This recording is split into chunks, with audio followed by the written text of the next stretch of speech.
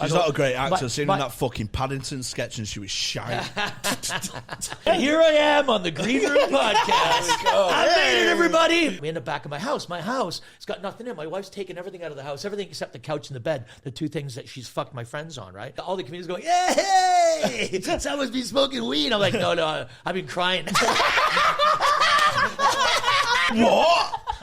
There was no the Paddington beer. Paddington's not real, Jamie. I got my ball sweat in a man's face. Do you reckon they remake Titanic? Don't fucking bother, because it's shit. He knows what buttons to press, because Titanic's my favourite film, and I'm not going to rise to it, but your favourite fucking child. Yeah, because they're all jumper-wearing shit bags, mate. They're all fucking wank. And I got her dress over her shoulders, and I get my hands behind her back, and I get her bra undone, and I start playing with her boobs, and we start kissing, and it's like you know, when you're 15, it's like twirling into the this is the one, this is going to be like this for eternity. And then my brother turns the light on. Good on Jesus, good on Jesus, good on Jesus. Yeah, so what's happening, fairies? Thanks for downloading this week's episode. Before we get into it, we just want to let you know we're now on Patreon. Yes, so from just £3 a month, you can support the podcast. You'll get a bonus episode each week and early access to our public episodes. For a few quid more, you get loads of great bonuses, including discount on merch, badges, signed posters. Tony, where can they get on Patreon? You'll find us on patreon.com/HotWatersGreenRoom.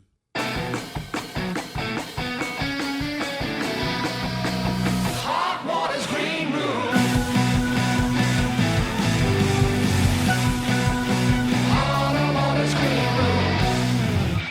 Hello, everyone. Welcome to Hot Water's Green Room Podcast with me, Tony Carroll. And myself, Jamie H. Hello.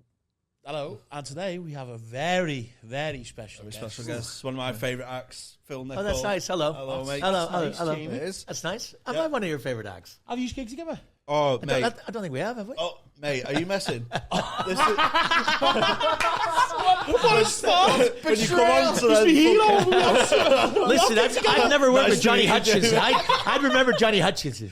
Johnny Hutchinson. I'd remember that. No, sorry. It was Charlton Irish Centre a few years ago. Oh, yeah. I absolutely fucking bodied the middle, mate. I don't think you did. I fucking... Phil would have remembered. He was backstage fucking getting warmed up in that.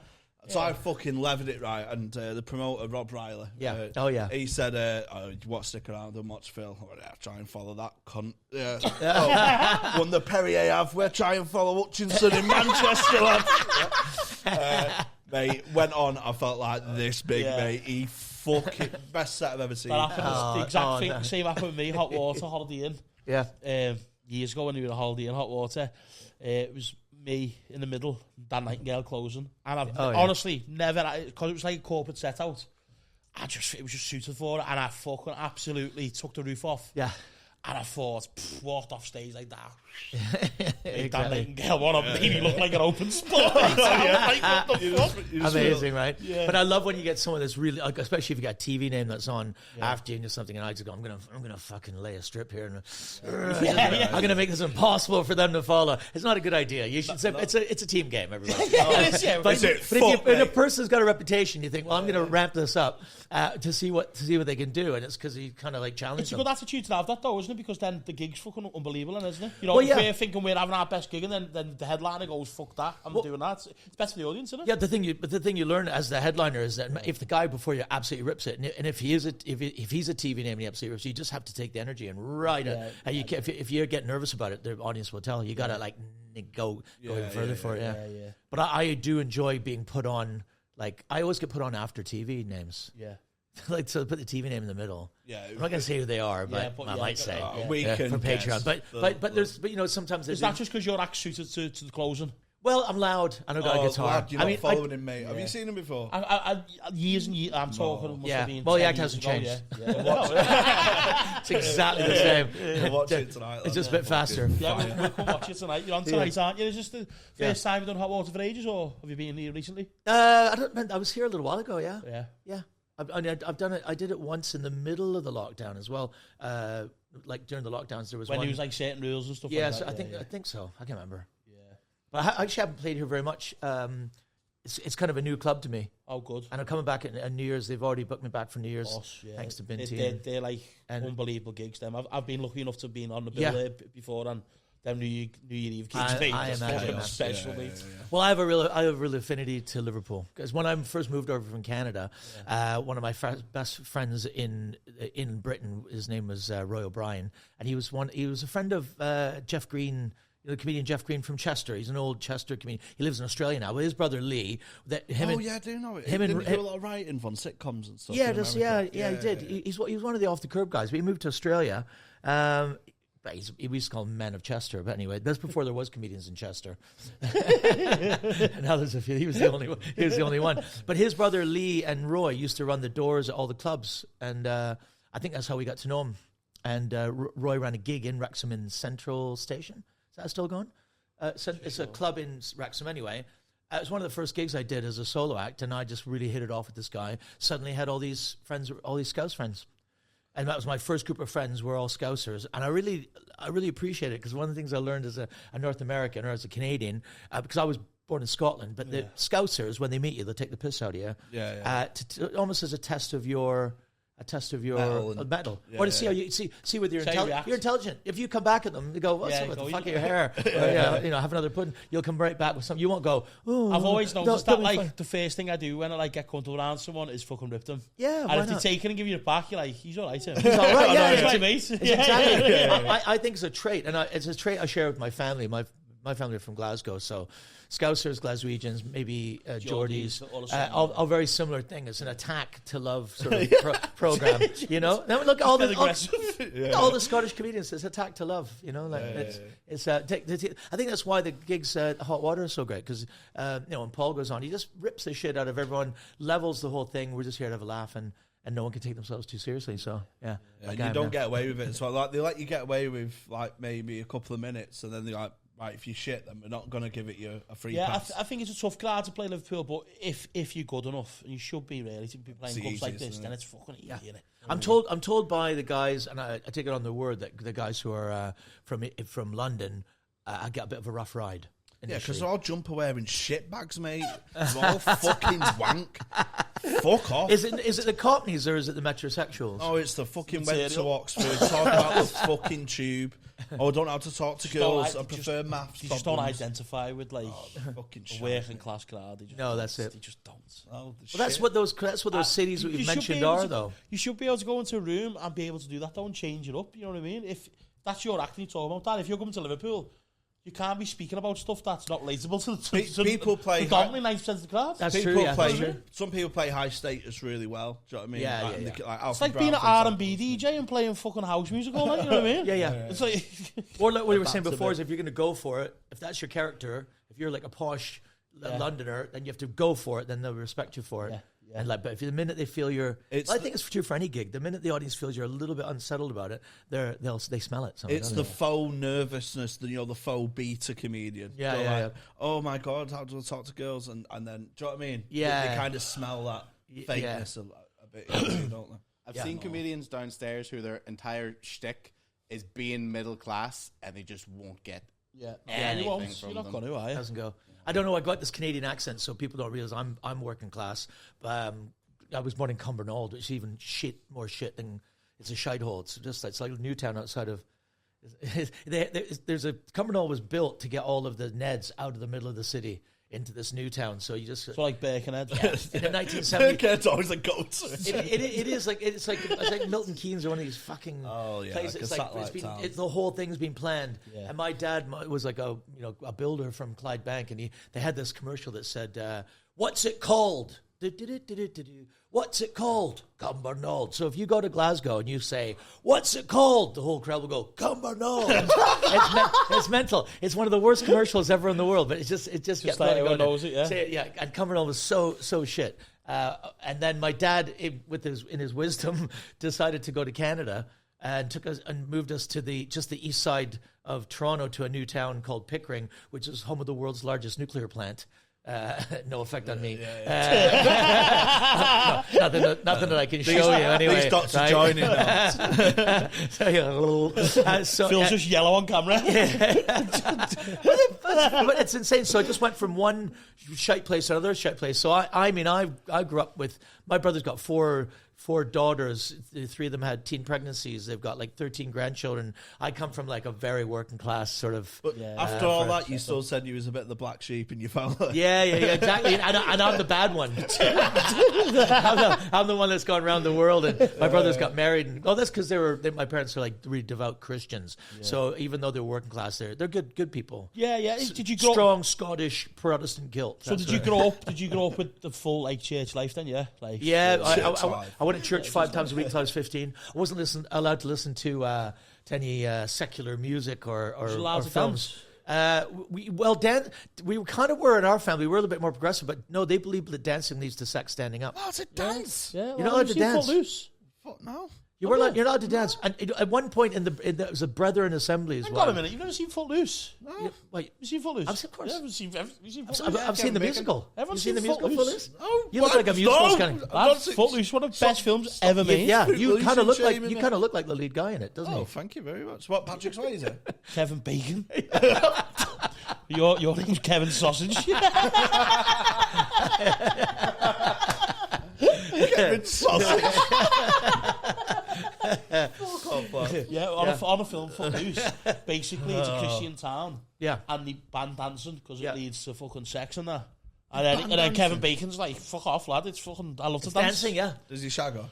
Yeah, obviously. It's the police daughter in as well. Yeah, it's a police, of course. It's pastor's daughter, yeah.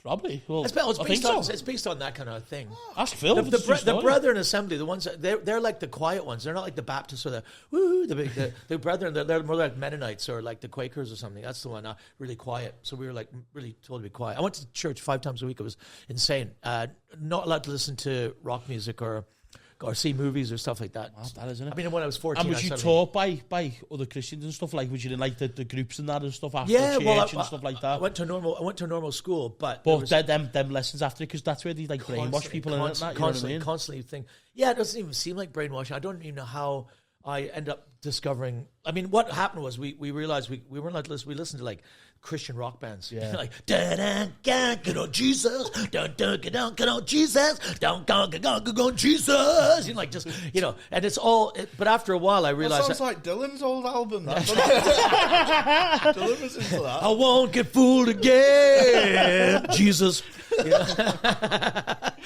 gonna have an album about that. But we need to start a fucking Christian rock band, don't you? I was in one. That's how I sort of drifted away. What songs you just been singing? No, that wasn't it. I was in a Christian surf punk band called Upside Down, because that's what Jesus does to you when he comes into your life, guys.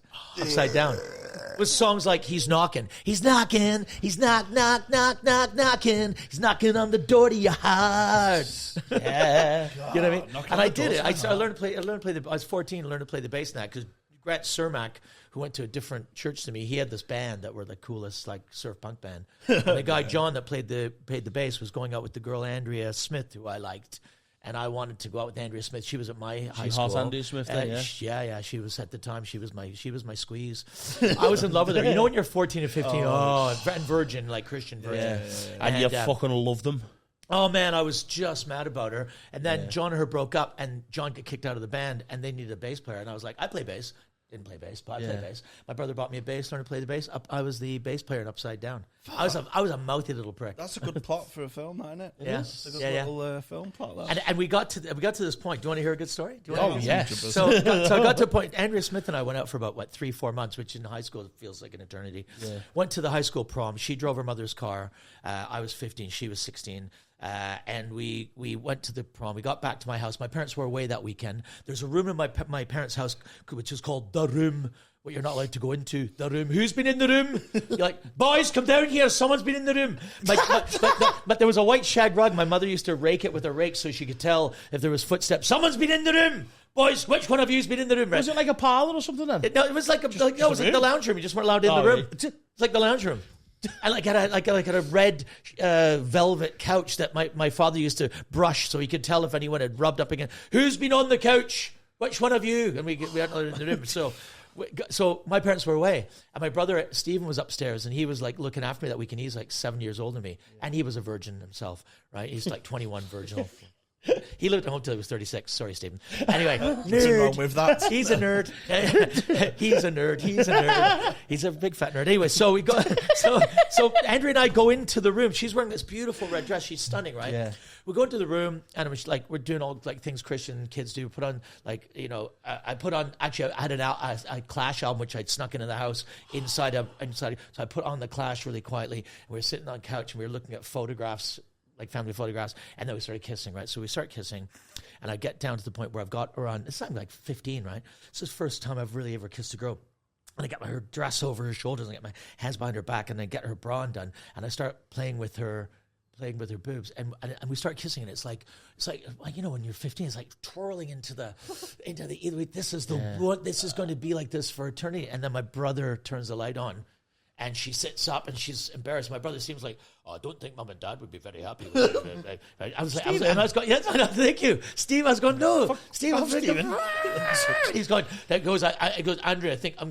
Because she was a Christian girl. Right. You better go home. I think your mother. What did Andy say? Should I stay or should I go now? No, yeah. Hey, da da da da da da da. So he goes, I'll give you 10 minutes. He goes upstairs. She gets her stuff together. We break up.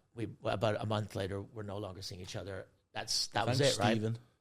So that was my brother Stephen. Stopped that from happening. So I went away to university. She went away to university. We didn't see each other again, right? I then, lost the Christian church, started being a party animal, joined the Juice Pigs, went over the world being a stand-up comedian, right?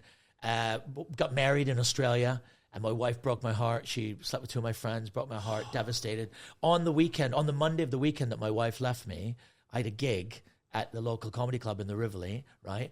I've been just bawling. I'm about 31 at this point, right? So that's 15 years. Yeah. I'd be bawling my eyes out, with my dog just looking at me like I'm going to fucking kill myself. Go down to the Rivoli, to the comedy club, get backstage, and I'm like got red eyes. Now at that point, I used to smoke a lot of pot, so all the comedians going, "Yay! Someone's been smoking weed." I'm like, no, I've been crying.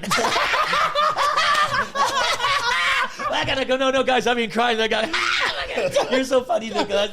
No, guys, been crying. Kate just left me. She slept with Joe and Jonathan. I was like, no, what the fuck? And then they go, and they all like.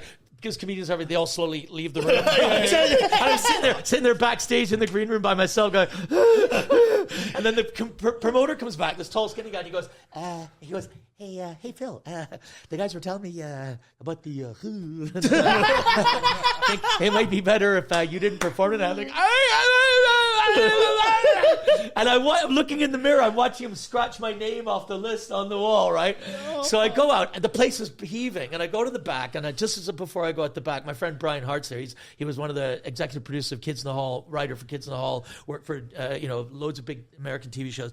He's going, hey Phil, are you okay? I'm like, no, I've just found out that Kate's been asleep with Jonathan Joe. And he goes, oh my God, you got to get on stage and talk. You're going to talk about it, right? I'm like, no, I'm going home. He goes, no, man, you got to fucking talk about it. This is going to be hilarious. Get on stage and talk about it. It's like, what the fuck? What am I going to... This is true. I went, what am I going to do? So go up stage and go, hey, folks, why did chicken cross the road? To fuck my wife, right? And he went, hey, Phil, knock. I'm like, who's there? He went, someone to fuck your wife. And I was like, going, two guys walk into a bar and they fuck your wife. And we just went through like, waiter, what's the flight in my soup? And fuck your wife. And he's like, you got to get on stage and do it. I'm like, no. So I leave the... There's a long bar at the front of the place where the door closes in the back room, and I go out in the long bar and it's now quiet, right? And I get in the bar. There's someone sitting in the bar smoking a cigarette, and she looks up, Andrea Smith. So 15 years later, Andrea Smith's sitting in the bar. She's got beer. She's got a cigarette, right? She's got a cigarette, and I'm like, Andrea. She's like, Phil, hey, I saw you were on, and I just thought I'd come down and see her.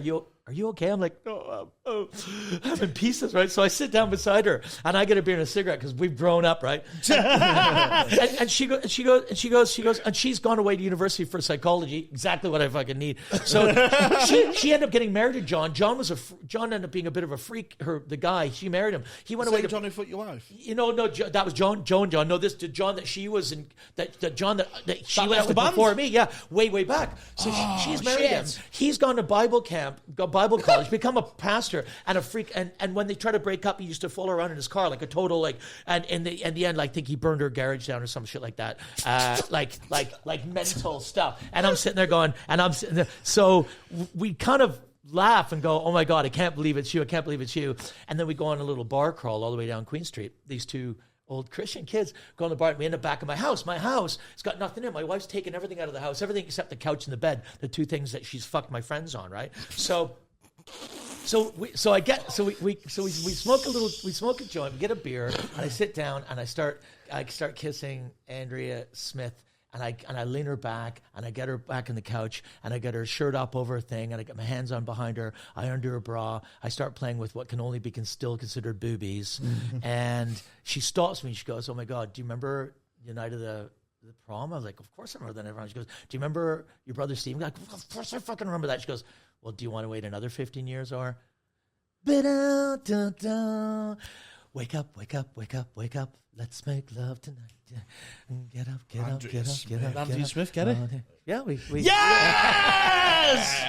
I thought you were going to say Stephen walked downstairs.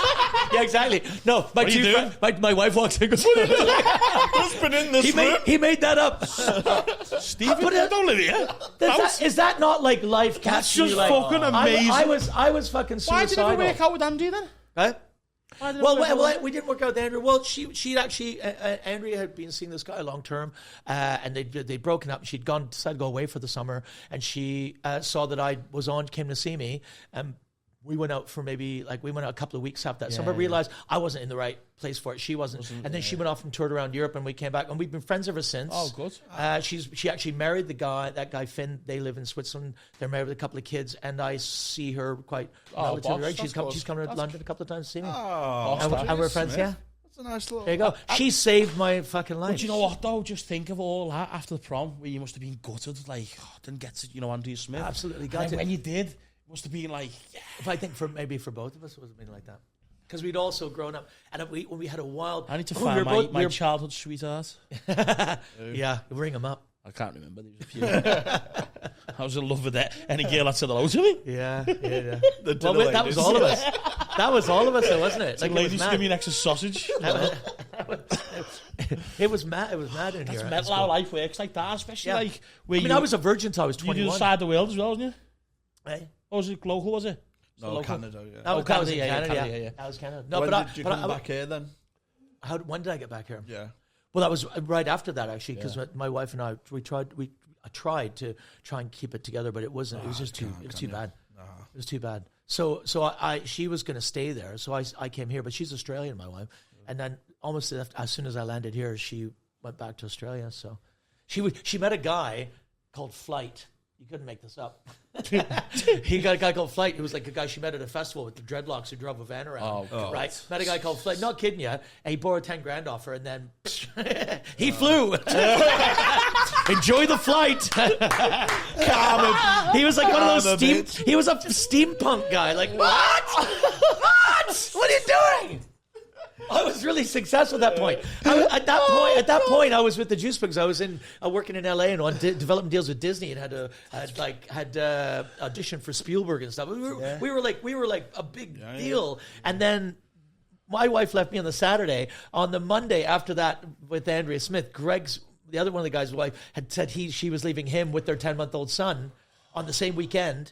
We moved in together, like the Odd Couple. He moved into my place where it only had the couch and stuff. The Odd Couple. He moved in, and then about 2 months after that, the Juice Pigs broke up. We lost everything. So in the span of I lost my two closest friends, my wife, and then my group, which was Greg, Sean, and then the two guys that managed it. So I lost my 7 closest friends within a space of 2 or 3 months. And I thought, oh, fuck it, I'm just going to come to Britain. So I didn't have any, we were in debt because we were deeply in debt. And so I came here with a bag of clothes, a bag of papers, and a guitar. And I moved in with Kerry Marks, and I lived in this squat attic flat on a futon surrounded by porn and paupers. Sounds like here I am on the Green Room Podcast. I made it, everybody. Yeah. Got it, mate. Yeah, so there you go. Thank you, now. What's that? You're doing good now. I'm doing all right. Yeah, look, we got a beer. I got a good friend. Johnny. John. I love Johnny. We wouldn't do that to your wife. Would we? Yeah. You mentioned there living in He was so sincere as well. He wasn't. He went, I'm not giving him that. you know me now, don't you? Hey. Oh dear. So you mentioned that flat, and you've been to the best house, arguably in London as well. Yeah. We had her on. We had her on the Patreon special. Guess who Phil's met in real life? Who?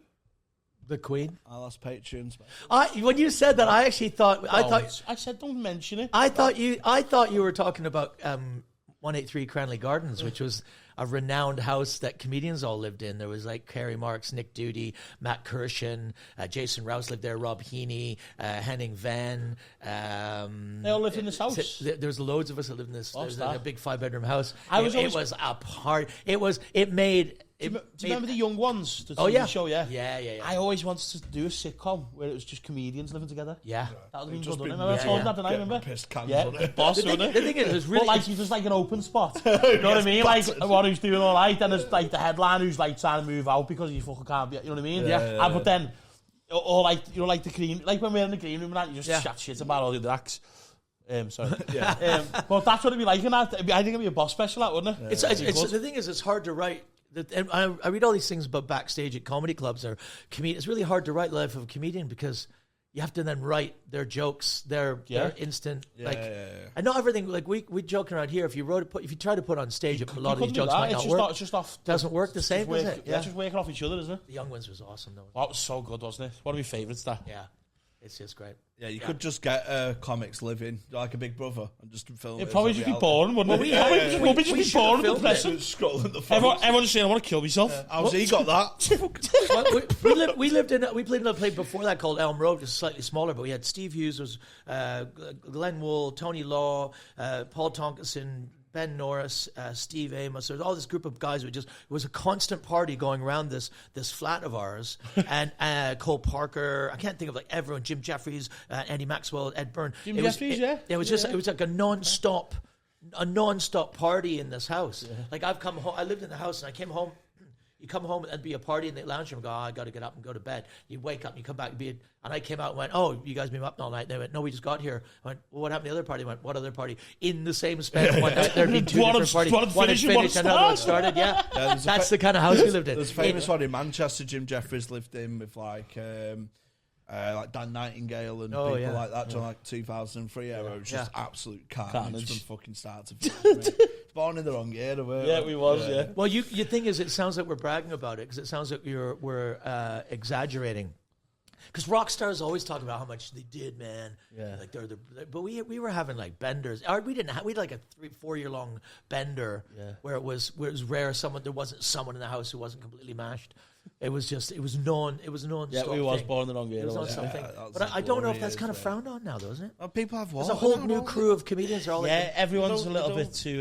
Drink. Andy Maxwell calls them the milkshake We're the only gang. fucking fuck ups left. Every time you see a weekend, like where you're away in a different city for the whole weekend, you check the lineup. I check the lineup to see is there another piss can on there. Yeah. And like, oh, there's a water drinker. He's a recovering alcoholic. Fucking quitter.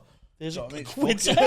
Fucking weakling. Well, I'm a bit like that. I shouldn't be drinking that. No, you'll be sorry. Yeah, but you're around us, though. Cut to 4 in the morning in your house. Fuck you, Tony! You fucking asshole! Oh, fucking my wife! It wasn't me! You don't know me! Give me some. Where's the meth? Where's the meth? But no, it was mad. Was you a big part then, Phil? Was you? Yeah. Well, there was periods of it because obviously when I was in the Juice Pigs, it went right off the hook. Yeah. We were just doing really well. I don't think we really took it. We took it for granted. Yeah. But no, I don't. I mean, I just watch rock and roll stars tell these stories, and you think, nah. Like and also they've got people looking after them. They got like their PA and stuff. Yeah. So it's easy. You got to do that. It's not like fucking us. We were like getting up, going straight. Partying and going straight to work, straight to gigs, and then pulling them off, or going like I was going into like a high-end auditions in downtown London. Oh yeah, maybe there is a reason I didn't make it. Class that, you know. So it's all calmed down now, then, obviously, yeah. I mean, you have to when you're in your 50s, you know. I don't want to die. I don't want to go to my 50s. I'm not making it, mate. I'm not making my 50s. No but chance. I, you know, I just think it's about. I don't know how I've survived it, but there's been a lot of casualties along the way. No, there's a lot of comedians that have dropped out of or dropped off that, you know, I don't want their names, where they lost their minds. And we used to, Glenn Will and I sit there and go, did we do that to them? And he's like, no, we're fine. Yeah, we're fine. You know, some people just gets to some people, doesn't it? It's a bit like that in everything. Is it like if it's a bit too much on them and they just don't want to, you know? I don't know if you realize it's the thing that you do is if you're doing it, or if we're doing this all together, then that's fine. And but if you were waking up in the morning and doing it on your own, then that's not fine. That's when it's a problem. That's where it's a problem. And I've never had that problem. I've always been too driven with comedy. Yeah, because I have tried really hard to be successful. It's like people I work with, like, because I work in nightclubs as well as just dipping toes and stand up and stuff still. And in nightclubs, like, there's some people that you work with, colleagues. Yeah, the nightlife swallows them, and like they'll be cracking on their own, and like they'll miss work and that way. Yeah. Like if I party, I won't. I've got to go to work. I've got to pay my bills. Definitely. But people just like. They just chase it, don't they? Just keep chasing it. It's enough's enough. I've lost loads of jobs just by being too hungover and getting wired. Have you? I've never missed work over that. Like, I have. Work first. On my 50th birthday, we went to a sailing barge in Visp, outside, about 20 minutes outside Amsterdam, and my friend Yap, who was one friend of mine, but JAAP. Yap, and Yap was a bit of a party animal, married now with kids. He is, but he was kind of the guy that was like connecting it. We originally were on this beautiful sailing barge, and there was all my friends from London, a couple of other Dutch friends, and we were partying hard. Like I stayed awake for days and days and days. It was just great, really, really fun, and lots of nice food, but mostly like just like bang on it. Yeah. And we was so smashed one day. He's like, I got to go to. We worked in a sandwich shop. I got to go to work. And we're like, just don't go, just phone. He goes, I can't. They've told me if I phone in. So he went, and we're all just kept partying. And about an hour later, he came back and went, yeah, what are you doing? He went, no. They just said, no, you're done, done. And he was like, it's the best. He says to this day, it's the best thing that's ever happened to him. He goes, I didn't want that job anyway. I was working in a sandwich shop. Yeah. And that's not what he wanted to do. And he's missing a party as well. And he was missing a really good party. I was just getting kicked out of call centers. Was there. I was just getting kicked out of different call centers all the time. Just being turning up, still pissed from the night before. Yeah, you have people that speak in a call center. What if you, as Phil said, if you look at it now, it's a blessing because you're made up to swear. It's just because because the tenner penny the jobs. Yeah. It's not like I was a manager anywhere or whatever, or somewhere important. I was just fucking like paying to bills. Like a pen chicken. Do you know what I mean? Like they can replace me. I'll go into another farm. Yeah, I mean? That's a symptom of ADHD. You know that, right? Nah, these are all made up all that bollocks anyway. I'm not being another comedian to come out as ADHD. I know, I think it'd be good. Are we neurodiverse? Because I've got ADHD because I changed the channel once. Shut up. You couldn't keep a job in a call center. I've not gone for any tests because you're scared. You're scared, aren't you? If I went in for like screening or something, they just put me down. There's no point you just leaving here. They just put you down. So I'm just riding out till you've got it all till it ends. You have all of them. Psychologist wet dream, mate. Me walking and go, there's a fucking paper. Mate, I've seen. But do you believe in that and say like on like comments say like you would be fucking like an experiment. You do believe in like Tourette's and stuff like that. Believe in it. Well, you know the people. It's a condition, right? Oh yeah, but they swear. You don't think people are making that up? No, no, but it's the comedians who go who say they've come out as ADHD, and it's like I'm with it, John. Yeah, there's lots of people easily distracted. Lots of people using the word anxiety at the moment, isn't there? Stuff like that. Where when I was younger, you never heard about it. It's obviously it's true. But I'm saying people. I think people feel down or something, and try and put a term to it where. You're just having a shit day. That's the worst part about when I'm hungover is the hangover anxiety. I have to put my phone in another room. Yeah. And just like completely shut myself off. So you know the hangover anxiety. Yeah. And not that I want to defend it. I was just being devil's advocate. The hangover anxiety, the way you feel then, is the way some people feel without the hangover. And it kind of just creeps up on them. It's such a big important thing. I'm not knocking it. You know what I mean? But I'm saying there's people who use bad days and try and put terms on it. You know what I mean? I'm just saying like. think that's with everything now, in this day Well, and it's age. amazing. My partner works for a public body, and they have like Wellness Wednesdays, where in the middle of the afternoon they give them 2 hours to go and do whatever they want, because they feel that it helps people not get trapped in that thing. That's a good idea. And what do you think? I wouldn't need it, but I'd also like 2 hours off in the afternoon. Yeah, my mate's got a What good... would you do, Phil, with 2 hours off in the afternoon? Meth.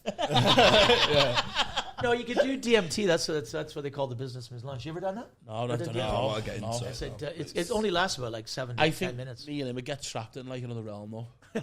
Wait, never really get out? Yeah, because Just we're be not your like face sticking through the wall. I'm here. Now, that's the new special. No, it's not. I'm not getting sorry like that. Look, That'd be quite good. I just think because they say you've got to be in such a mentally stable place. You know what I mean? And I'm fucking not. Yeah, so right. I'd like to do it round where I'm comfortable and Yeah, yeah. you know, and not fucking depressed. Yeah, right. I think it's something that maybe it's just me, but I think it's a working class thing about just get on with it. My parents, my family is Scottish, and unless you were really ill, just get on with it. Mental health. We didn't have days off with school. Yeah, we're different on that, aren't we? But I'm an advocate for it. I'm all for it. But Well, I just think people do, as I said, like, you know, in this day and age, they're always looking for something to get attention off. I think it's because of social media as well. Yeah, I think the attention thing is a whole separate thing. Yeah. So it kind of spoils it for the people that actually do have Exactly. the conditions. That's what I'm trying to say. Yeah. One of our mates has got a good bit on it, Wozniak, where it's like, you know, if you've got mental health problems, get help. All I'm saying is, if you've run out of annual leave and you want a day off, just say you've got it. Yeah. Well, And it's sad though, isn't it? As I say, 'cause for people who are struggling for it, you know what I mean? Yeah, absolutely. Like people that do have proper OCD that can't leave the house, you know, and lose their jobs because they miss appointments or whatever, and they're seriously ill. It's like people who say online. Then somebody goes, I'm a little bit anxious because I. It's like people who say they've got like food problems online when you get to full Domino's and like, look, listen, you haven't got food problems, trust me. When you go in the fucking fridge at 2 a.m, making ham butties, that's when you've got a food problem. You fucking meths. Well, it is like that, and there's always going to be grades of it, isn't it? So, yeah. And you can't really. It's one of those things we got to a point where we know we can't be too critical of people. Yeah. You also we can't almost can't make fun of them anymore for it. Yeah. That's how my family would have dealt with it. They would just made fun of me. Yeah. If I went, no, Dad, I can't do it. You go, oh, shut up. It's definitely getting worse, though, I think, Phil, as well, because of the society that we're living in and the struggles that we're having now. You know, obviously with cost of living stuff like that now. Yeah. Obviously, people are fucking panicking. You know what I mean? And obviously, we can look back when we were younger and say, oh, there wasn't anything then because we were in a better place then than we are now. So things are more rosy. You know what I mean? And I think people have more money then to go on holidays and take time off or to do other things or open their own businesses. Where now it feels like people are just fucking working 9 to 5 to live. Yeah. You know what I mean? It Absolutely. must be fucking hard, that. You know And what that's why I think that's why the rates of suicide are so high in older men. Because you get to a point you think, what have I done? What have I actually done all for this for? And that's not, and that's real. I mean, those fucking are sad, isn't it? You know, but that's not the same as a 19-year-old going, I'm anxious. I can't go to uni. It is a bit different, but you know, it is. I guess there's going to be levels of it. So I hate to make fun of it, but I think the best thing to do for any. Personally, I like making fun of difficult things. That's one of the things I do. Yeah, because I think it's healthy. I think to laugh at it, laugh at death, laugh at cancer, laugh at. I'm not making fun of the Queen necessarily. If you're making fun of people grieving, but you just I have to make fun of them. I have to make fun of it to make sense of it. When they was leaving marmalade butties outside Buckingham Palace, that's nuts. That's a mental health problem. You're tapped in the head, mate. There's been thousands. They said stop bringing them. Yeah. So it's marmalade, but what the fuck are you doing? It's a weird like mental. It's a weird brainwashing. It's this country. It's fucked, isn't it? This country's full of weirdos. It's I think it would happen anywhere. It's what human beings would be like, you know. When I was in Thailand, when the king died there in Thailand, and they shut the island down. I was like in Koh Tao on this like divers island, and it was way worse than it was. Like you were not allowed to smile or laugh. Like people were like if you were in a bar, you had to, like, and even with sad. Western people going, people would be like looking at you going, just like keep a lid on that, and that went on for 6 months. They had to mourn. They did. I think they did a whole year. If they did a year in Thailand, right, and comedy was closed. Comedy got shut down. All the comedy clubs were closed. All TV was all about the king. They loved their king. They loved that guy, Must have been a nice guy. I must have been a nice guy, yeah. Yeah, ours is splitting it. I mean, I think majority, it's like probably 3/4 and a quarter in it, I'd say, in this country. Yeah. Like they couldn't give a fuck. And it's all the same towns we mentioned, same cities we mentioned that are very rebellious, aren't they? You know what I mean? Yeah. Wonder why. Someone said. Well, there's also going to be pockets where it's because this is quite a split. Do you reckon if Scotland would have got the referendum, they would have took Liverpool with them? You wish. I wish. You wish. That'd been lovely. As of the north, all of the north, I think. Yeah, it is. Wouldn't we just have the M25? Could a country called the London M25? How long did you spend in Thailand? Then? I love that country. I went. I mean, I've been there a few times, but I went to do gigs and stuff. But I went there to get away. I went for 2.5 weeks, and then after about 2 weeks, I went. I can't. I don't want to leave here. I started taking some diving classes, and I'm a certified rescue diver, guys. So if anything happens to you, if you've drowned in my own piss, probably. Right. But it was great. But I needed it. I think I needed it. I had some gigs I was in Thailand. I had some gigs in like Sweden and Germany, whatever. I went back, did those gigs, and then went immediately back to Thailand. Did another 5.5 weeks. Yeah. And the only reason I came back is because I had gigs lined, stuff I couldn't get out of. Gigs, or I probably would have stayed. I probably wouldn't be here. I'd be like some old hippie dude with a guitar. Hey man, you should be like my girlfriend. Have you ever seen a film, The Beach? I've not seen The Beach, but I know. It was big, wasn't it? Yeah. That's I love my favourite film, and it's Thailand, and it just looks. I've never been, but it looks lovely. It is amazing. It looks lovely. It is amazing. I mean, any funny stories from any wild nights there? Hi, Mom. No. It was all good. It was all just diving and boxing. Oh, Christian stuff. Oh, good old Christian stuff. Yeah, good Christian a lot of missionary work. Saved a young girl from sharks. Oh, and that's one way of.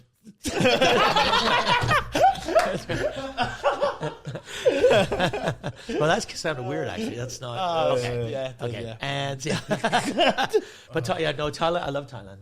Have you guys been to Southeast Asia? Done any of that? Not at all. No. Really great. I've been to Europe. I wouldn't cope me. I need to be somewhere that's London? just like Manchester. Yeah.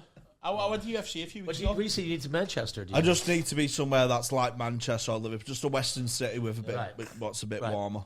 Right. I can't do anything cultural. It just sends me west. Right. Sends me under. You're not really cut out for that, are you, Jamie? No, it sends me under. But you can go to there's big cities there. Like Bangkok's not just imagine Jamie in Thailand, just a Man United top on, 40 degrees and jeans and as a Adidas sayers like that. There's a lot of them. Sounds the pub open. Where the brasses? You know what? With the brasses. That's it. That'll be him. And after 10 years, he'll be him with his 23-year-old Thai wife. There is hope for you, in the airport. That's our special. Tony and Jamie go to Thailand. Definitely. Actually, I'd film that. Hey, when you go get hot water I'll come with you. Yeah. I'll show you some. You could be the tour guide. I'll go diving with you and save your lives. Oh, we can have an underwater shot. I can save you from sharks. Well, you're looking for brasses in United. United kid like that. Can you imagine? Nicky butt top on. You went to Buckingham Palace and met the Queen. I did in 2006. Yeah, I mean, I wrote about it in the following show, and I used the line, "I'm not a realist. I'm not a royalist. I'm a realist." My mum, who's now 93, she's a couple of years younger than the Queen. Grew up during the war in Glasgow. Was bombed by the Nazis. The V2 bombs rained down. My mum tells a story about her sister, who's a bit younger than her. We're told by mum and dad, if you hear the siren, go to the bomb shelter. But my mum, they just left the school gates, and the siren went off, and my mum's sister went one way. My mum decided to go home, and when she got to the bomb shelter, her sister met her parents and went, "Where's Ethel?" My mum's name is Ethel, and Ethel had gone home. So they thought she was done, and all the buildings around had been devastated. And they found my mum. She hid under the stairs, covered in the coal shelter, covered in just black coal, bawling her eyes out when they got back. And of course they scolded her, but of course they were just happy to have her there. And then, so my mom tells these stories going, when the royal family would come on the radio, and they lived in a tenement because they were working class. There was one radio, and they'd all the families would sit around 30 people around a radio listening to the royal family saying, "Stay strong. We're going to win. Yeah. This is for Britain." Blah blah blah. That's what she remembers, right? So I can see my mom wouldn't have me say a word about the Queen. And doesn't like me, so Jesus and the Queen, not allowed to make jokes about either of those. So in 2006, I won the what was the Perrier Award. Yeah. One of the things I got from it, just coincidentally, was that in December I got invited to Buckingham Palace by the Queen to meet the Queen and Prince Philip and Andrew. And I wore my nicest. Anyway, so I just thought, so to be honest, it was a big deal for me. It was exciting for me, but I'm not really ever. I'm just more. I don't really believe in we know bloodlines don't exist, and she was the third in line, and the crown was stolen. I mean, it's all just a big mess anyway. But for my mum, it wasn't like that. For my mum, I combed my hair for the first time. I'll show you a photo. You can put it on the screen. But it's the first time I've combed my hair in my adult life, and bought a really nice suit. Had a really nice suit made. Took my mum. We could only take one person. My dad came over and he stayed in the hotel. Took my mum to Buckingham Palace, and she was over the moon. And she got photos of the day, and actually because of her age, I think they looked. There was about 200 of us. They picked 20 people to make 2 welcome lines, and the Queen met 20 of us directly. And my mum was the second person in the second line. Yeah, nice. And they were like two old. They were like 2 older women, old ladies. She said, my son's named Andrew. My brother's Andrew. She goes, "Oh, I know Andrew. And I've been to Canada," and they talked about the weather in Canada and the Queen. Nice. And to be honest, all these things that people are saying about the Queen, all the things that people are saying about her being gentle and nice and everything, I can completely understand that she was. Yeah, her as an individual sound, didn't she? I think everyone sort of acknowledges that. Yeah, I think she's the last right person. I think she's the last Sam, wasn't she? You know what I mean? It's just the idea of. But also as well, you step on for family and that, but with the cases and stuff like that, and she stepped on for Andrew and it's come out as taxpayers' money. It's just a bit fucked up. That's exactly. There's stories like that, the way but imagine your mum would probably do anything to protect you. Yeah. I know. My mum would probably do the same thing. It's just one of them, isn't it? Your mum would do anything to protect you. Well, she said that. But I'm not defending. I'm not saying it to defend the monarchy. Oh yeah, I'm just saying on a personal level. So we had that moment, right? My mum and her had a really nice chat, and she actually said, I could talk to you all night, Ethel, but I need to move on, which I think was really genuine. Or if it's not, she was a fucking great actor. I think they were having a really nice time being in two. She's not a great actor. Seen in that fucking Paddington sketch, and she was shy. Yeah, but there was no Paddington there. She was playing to an empty space. Don't you understand? What? There was the Paddington beer. Paddington's not real, Jamie. Please clip that. Some marmalade when Jamie finds out Paddington Bear's not real. You've ruined Christmas, Phil. Thank you. Thanks, Phil. There's a guy called Peter Nichol, who was the Scottish squash champion. He won 7 years in a row. Do you know who I mean? Oh yeah, we're well in time. No, I knew who he was because he's got the same last name as me. And it's kind of rare spelling of the last name. His name is Peter, and when I was I did an interview with a young girl in I won't say her name, but she in UCL radio, and she was seeing this guy called Peter Nichol, and went, "Oh, I know my boyfriend's called Peter Nichol. You're called Phil Nichol. You're P Nichol. Blah blah blah." So we remained friends. I ended up meeting Peter Nichol through her many years ago. Well, he was at Buckingham Palace that night because he was also receiving the same thing that I was receiving, so I didn't know he was going to be there. So he walks across from me with my mum saying, he goes, "Phil, how are you? How you doing, Phil? You all right?" And my mum's going, "Oh, Mum, this is Peter. Peter, this is my mum. Peter's the Scottish squash kid." And he walked away, and my mum went, "Do you know everyone here?" And I saw Zara Phillips, who I've never met before. I went, "Zara!" Like that. And she looked and went, "Hello." My mum went, oh, you know everybody.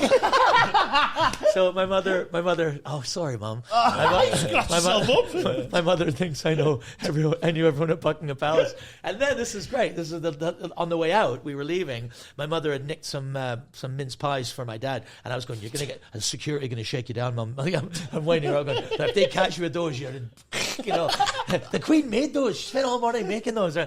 So on the way out, this guy started going. It was like across the room. He went, "Yo!" to me, "Yo, yeah." I was like, "What? What's going on?" "Yo!" And like you could suddenly there was security. Like we didn't see any security, but suddenly. Like there was no security, then suddenly it's like they stepped out from behind vases with like flowers on their heads. Like, and this guy went, "You," and he went, "I know you." He went, came to see your show, The Naked Racist, which is the show I was there for. He went, and my mum, he was with his mum, who was the same age, he's about my age, and I was like, "Oh, hi." He goes, "My name's Tony, or I'm from Phil." He goes, "I sat in the front row." He goes, "You don't remember me?" I was like, their mum, his mum's going, "Hello," and I'm looking, he's going, when you got naked. Now my mum doesn't know about this. You got naked, and you get, I had my 12-year-old daughter, my 15-year-old son. I was like, oh wow. He went, and we didn't know Andrew's like that. What? Oh, I've got a good Andrew story as well. But this guy's going. I used to stand up. I'm naked. I had my guitar, and I put my foot on the chair of the guys, and I'd go like this, right? He went. You sat. My 15-year-old son was standing beside me. You climbed right in the chair with your testicles, and some of your ball sweat went in my eye, and it's the funniest thing my son has ever seen in his life. And he goes on about it. He talks about it until this day. I'm standing in Buckingham Palace.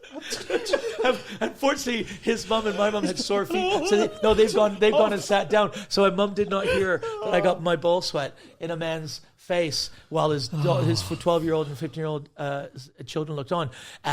His son's a comedian now. Anyway. That's cool. Talking about being naked, I saw you did a bit of a weird gig last weekend. It's probably fucking normal for you. Via another podcast. Excuse me. What's Upset You Now? Shout out What's Upset You Now, great podcast. But you did Paul mention it? With there was some weird festival or something. It was at the Wildfire Camp Wildfire. Check this out: 2,500 people, and it was over two weekends. It's in like Seven Oaks in South London, South Kent, somewhere like that. But it's such a wholesome festival because of the way I was raised. It doesn't freak me out. But I got there. I did it twice on the first weekend. And when you join, it's like done like a scout group. So when you join, you sign up to be like a badger or a fox or a squirrel, and you go adults. We're talking about adults here, grown adults, right? Grown adults. So when you come, a music festival, kind of, yeah. It's like a festival. It's like cult. It's like it's a big. There's drinking, but no one was drinking. There was a games room tent. Like there was a game where you could go and play board games. Anyway, so get to the Camp Wildfire, and there's like right before me, there's TED Talks right before the comedy, and the TED Talk right before us was a pregnant man, which was like a trans man who'd had a baby. So that was like quite earnest. He had. So that was, and then there was some nudists there as well, and they did like a little thing about being nudists, but naturists, and so there's naturists in the audience, and so I just thought, wow, you can't let them away with this. I'm the naked racist here, pal. So what you got naked? So I got like at the end of the show, I just thought the show had progressed to that point. You've never seen me perform. The show got to the point where it was like just hysteria, fun, like silliness. And Paul, I like ribbing the compares, and Paul McCaffrey was comparing, and so I thought I kind of got this in my mind. I'm gonna go back on and get my clothes off, and then get the nudist up, and then try and get Paul to get. But Paul's the last guy that's gonna get his clothes off. What did he say about it? It was just saying I was stuck between Phil Nichol and the racist guy, and they're trying to get on fucking no chance. Terrible Paul McCaffrey. It was fun, but it was such a weird playing to an audience where you go out in the audience. So in the camp, when they show up, they make little homemade like ears. So if you're a badger, They make little Saphira Fox. These are adults. And so they're all like teams. And Paul's emceeing, and the woman who organised it, just to let you know, we have like games all throughout the weekend, and the Foxes have won. The Foxes have won, yeah. So they go off and do stuff together during the day. Adults go off and do stuff together during the day. Adults. Well, you're going to remind you that it's adults. Go off and do little teamwork together, and then they try and win prizes. And then they, of course, like that fucking games off Harry Potter. Yeah, no beavers. What's it called? You'll know. We should go next year. What's it called? Camp Wildfire. The games off Harry Potter. Quidditch. Quidditch. No, like the games where they all play against each other. The Triwizard Tournament. Vintage games or something. No, that's Prince Harry. Fuck him as well. Do you know the official English Quidditch League have changed the name? You know the professional Quidditch League? Well, there's a professional Quidditch. There's a professional Quidditch League. Oh, why haven't you made it yet? In the UK, and they've had to change. They've changed the name from Quidditch because they don't want to be associated with J.K. Rowling. And what have they changed it to? Because the professional, I don't know. Does she own? Can we Google it? Does she own some of it though? They've changed. Does she own the rights to it? I don't know. I I think they just don't want to be associated with. Or they've all grew up and they just don't want to be called Harry Potter nonsense. But have you not seen the sport? They run around with broomsticks between their legs, and it's like Quidditch but without the flying. They've changed it to quad ball. Quad ball. Quad ball. I played. So that. it's people holding a broomstick between their legs. Is that right? Yeah, I know. Yeah. They've named it. They've named it quad ball, not me and my friends. It looks they like an have Irish hurl that they've just stuck between their crotch and just. Funny the way Dylan hasn't got a phone, so how's he googled that? That's I played that in the bookies when we ran round on broomsticks throwing paper balls in the bin. That was one of the reasons you got sacked. Yeah, wasn't so it? that was. I was. Do you want to tell Phil the reason why you got sacked as well about the girl who rang you? What was the girl? shop? Oh no, I was just I got done for fraud basically because I worked in a betting shop, and I was putting I was a gambling addict, so I was just putting. You were. Yeah. Oh, now I'm just an enthusiast. You never lose it. And I changed losing slips to winning ones and stuff to balance my till and got caught. Yeah. And then they shown Thief. Then they shown CCTV images of me, like the video. He brought him in for a meeting, right? Sack him. But there's a row of 5, and then they went, "Can you explain this?" And I put a fit girl from another shop rang, and I was with my friend. I was only like 20, and I put my finger through my jeans and pretended to masturbate to the camera, going all cross-eyed and stuff. But while she was on the phone. But got it played to me with a row of 5 people all in suits, just going, "Can you explain what you're doing there?" Here, yeah. And I just went, "I'm pretending to masturbate to the pretty girl from Ancoats." That's story. Yeah. But we also played quad ball in the shop floor. We ran round on we put Quidditch. It was Quidditch at that point. Yeah, we put bins up like like on the wall corners and stuff, and just throwing paper balls in there and stuff. So glad you're a full-time comedian now, James. I keep getting sacked. Society's much more safer. Yeah, it is actually. I like Harry Potter though. Now you can do that, and you just you get laughs for it now. I'm a Potterhead. You'll get frowned upon now if you do that. I'm a Potterhead anyway. Are you? Yeah. Are you? I'm massively into it. Yeah. Do you know how I got into it? I had loads of gigs on, because I get the coach everywhere gig-wise, and I just happened to have a week of gigs in the Midlands, so I was coming back and forth. And I thought, I want to get into an audiobook. So I just got into Harry Potter, mate. Fucking obsessed with it. Yeah. Stephen Why Fry. didn't you watch the film? I've seen the films, but the books are better. You're really into it. Yeah. Stephen Fry telling you about fucking Voldemort and all that. Yeah. Fucking Wow. class, mate. Stephen Fry does it, yeah? Yeah, that's I do what I mean. like Marion Margolis. Marion Margolis? Marion Margolis. Who's that? She's in Harry Potter. She's the old woman. Oh, is she, yeah? Do you know what? She's really filthy. Yeah. She's gay and she's really I like filthy. Bellatrix Lestrange, mate. Oh, my God. I don't know what character is because tie me to a bed and cruise I don't listen to Harry Potter. I'm an adult. I think it's a bit weird. You'd enjoy Camp Wildfire. Let me get my beaver ears we on. should do it, me and Dylan. You Team have Beavers. a little tail. We should and go everything. next year. Shall we go? People in full tail and makeup and stuff. Yeah. Me and you foxes go around. Just as badgers. No, foxes, because they won last year, so they'll be good side.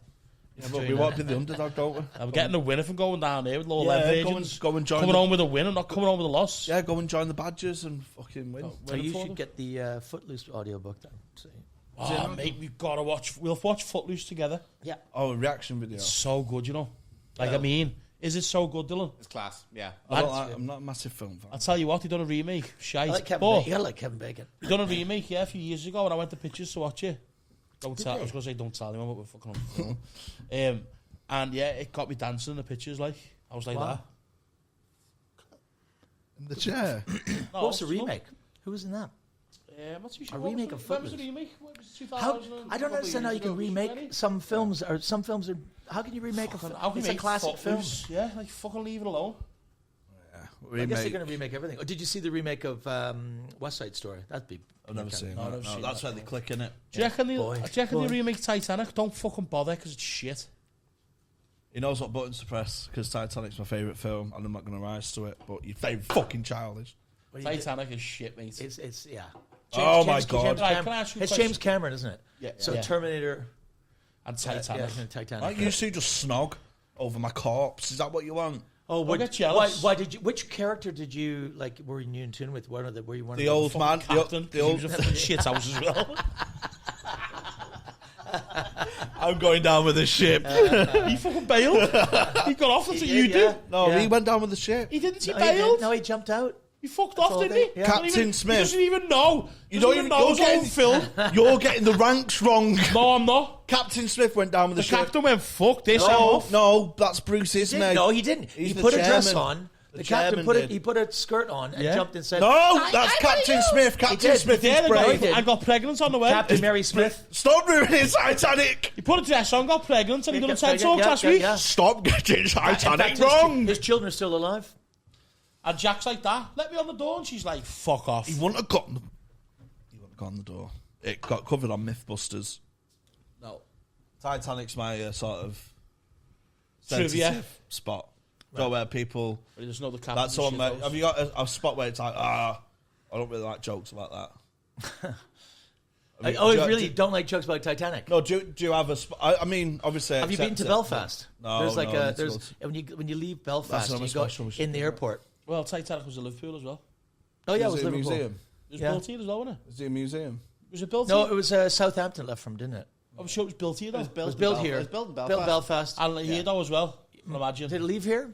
I think it left from. It was built in Belfast. Irish hands made this boat. The conspiracy is that there was the gigantic, the other one. Yeah. That it was actually just a paint job. Just painted Titanic. Paint job, yeah. I reckon that's true. I think that's true. What do you think, Captain? Yeah. Do you know what? I got a bit turned on when you did that. What do you think, Captain? Oh yeah. Well, we've hit our time. Oh gosh, I'm gutted there. We've done my favourite episode today, Phil. You made me laugh, mate. You made me laugh a lot. Thanks very much. No one really makes me laugh. Thanks for having me. Nobody hates these episodes. Well, anyway, I'm joking. Mrs. Nichol, if you're watching, you ought to catch up with the Queen. She was on our last Patreon special for just £3 a month. We had an exclusive interview. Do not join Patreon with these fucking guys. Thanks for coming back. Where can people find you? I don't do a lot of social networking. I've got a podcast called Songs in the Key of Laugh. Oh, sweet! And it's about musical comedy songs. So it's not like not guys gassing. It's more on a subject. But Jamie loves musical comedy. Oh yeah. But we've had like Tim Minchin on, people like that. Well, because that's the thing is most people kind of think it's kind of a under. No. People like a sub, like the cheating, and it's not. Mike Wilmot. Like used to leave. Mike Wilmot used to live with me. And I leave my guitar. You keep taking your cheat stick with you, Nichol. Take your cheat stick with you. Cheat stick. Yeah. Where they just end a song and they get an applause break. There's more to it than that. Yeah. That's almost like real skills. Whereas you've got this.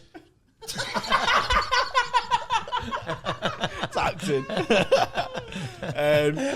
If you check your local comedy club and Phil Nichols on, I implore you to see him. Genuinely one of my favourite acts to see live. Instagram, Philbo2000. Philbo2000. Don't follow me. I'll follow you. And sign up to the Patreon and all that. Anything else we need to plug? Tickets to the birthday show? Dylan's live stream. If you want to go and watch Dylan play Quidditch. A quad ball. Quad ball. Sorry. So what is it, Dylan? DTS Lynch on Twitch. DTS Lynch on Twitch. Tony's birthday bonanza. Oh yeah, my birthday. I'm doing a comedy show. 4 special guests revealed on the night at the best comedy club in the world. I will be hosting Compare for that evening. There'll be 4 comedians on. I'm not going to name them on the night, but one sitting here. And it's all the money raised is going to Zoe's Place Children's Hospice. So it's nice to give back on a day you get a lot of love and attention. Yeah. Sweet. I love Johnny Hutchins. Oh, yeah. Johnny Hutchins. Check it out at Johnny Hutchins Comedy on Twitter and Instagram. Tickets are on HotWaterComedy.co.uk. Buy them and save a life. Yeah. Go on, fuck off. Bye.